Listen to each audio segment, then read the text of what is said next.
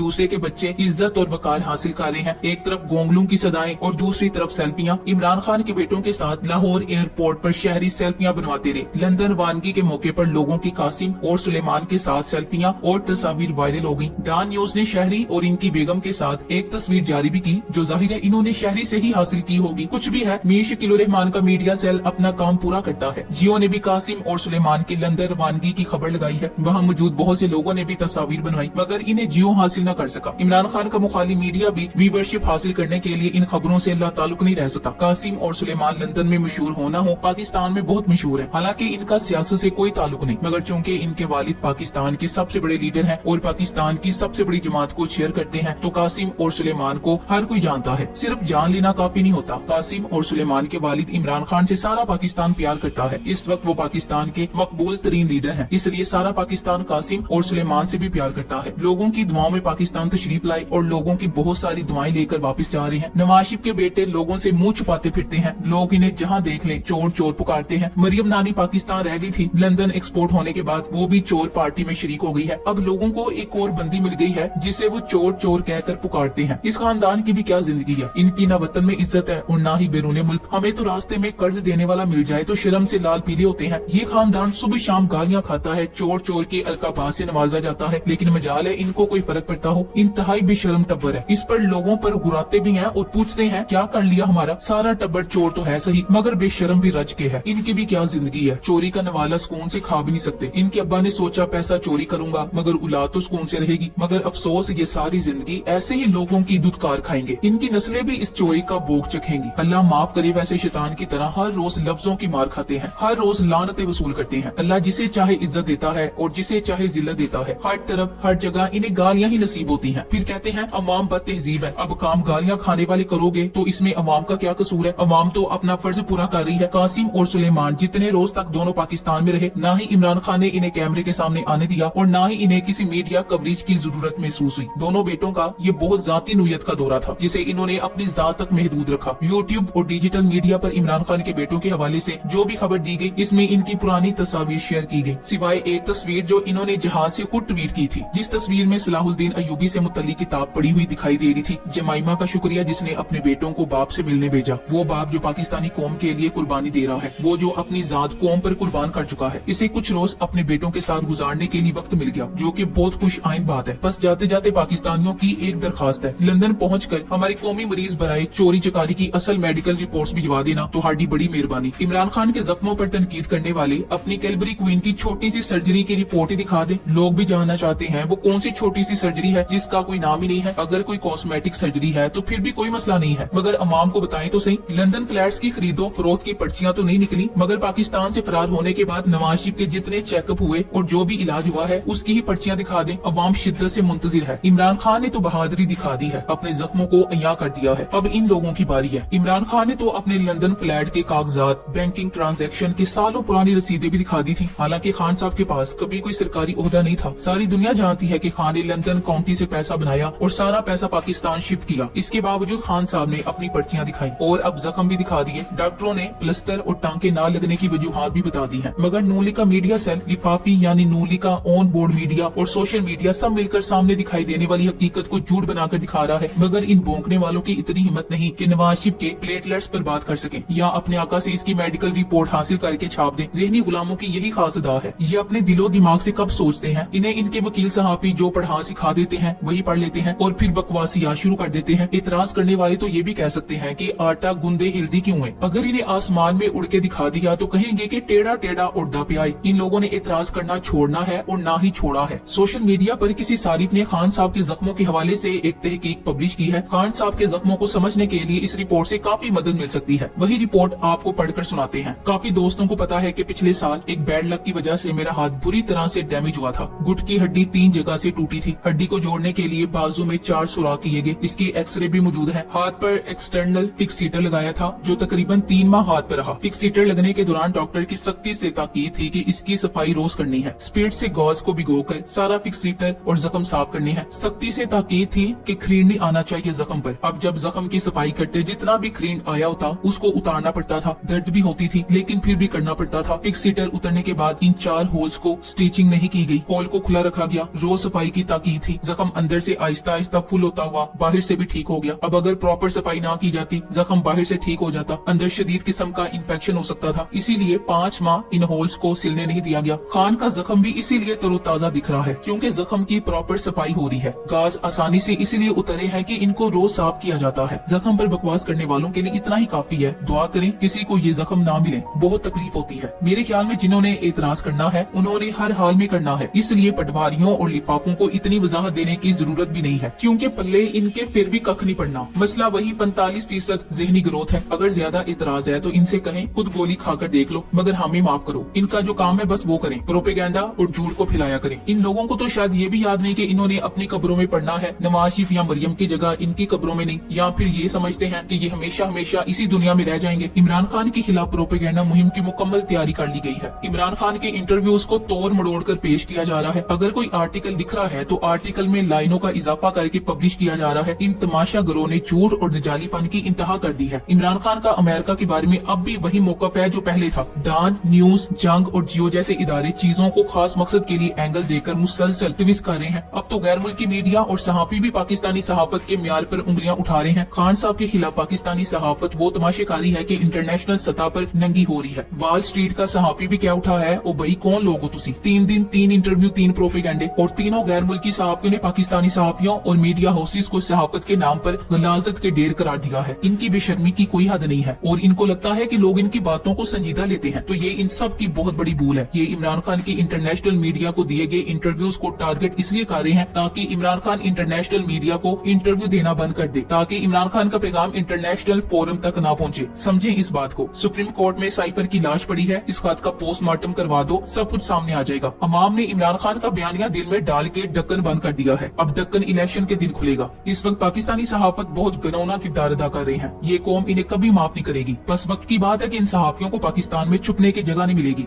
बगल बच्चे इमरान खान के शुक्रगुजार हों। इनके इंटरव्यूज की वजह से इनके घर का चूल्हा जलता है, वरना ये भूखे मर जाएं। इस तरह शरीफ और जरदारी खानदान की जेबों से चोरी का माल निकल कर बगल बच्चों की जेब में चला जाता है, वरना शरीफ खानदान वो है कि चमड़ी जाए दमड़ी न जाए। पाकिस्तानी मीडिया पाकिस्तानियों के दिलों से तो उतर चुका था, मगर अब आलमी सतह पर भी बेनकाब हो गया है। खान की मुखालफत बनाई मुखालफत ने इन्हें किसी चोगा नहीं छोड़ा और तो वॉल स्ट्रीट के कालम निगार ने भी इनके मुंह पर रख के चपेट मारी है। अब जियो, समा और बाकी फेक न्यूज के मौजूद सहाफी और न्यूज चैनल सोचें कि वो किस तरह एक आलमी अखबार के सहाफी के सामने जलील होकर रह गए हैं। काश इतने को काफी समझें, वरना मजीद जलील भी हो सकते हैं, क्योंकि जिसने खान को सताया उसने रिक्शा ही चलाया। खान साहब ने अपने बच्चों को मीडिया से दूर आकर बहुत अक्लमंदी का मुजाहरा किया है। इस अफवाह साजी की सरगर्म मुहिम में खान साहब के बच्चों के साथ क्या कुछ न मंसूब किया जा सकता था। इसलिए बेहतर है कीचड़ से दामन बचाकर ही चला जाए। Thanks for watching. Allah Hafiz.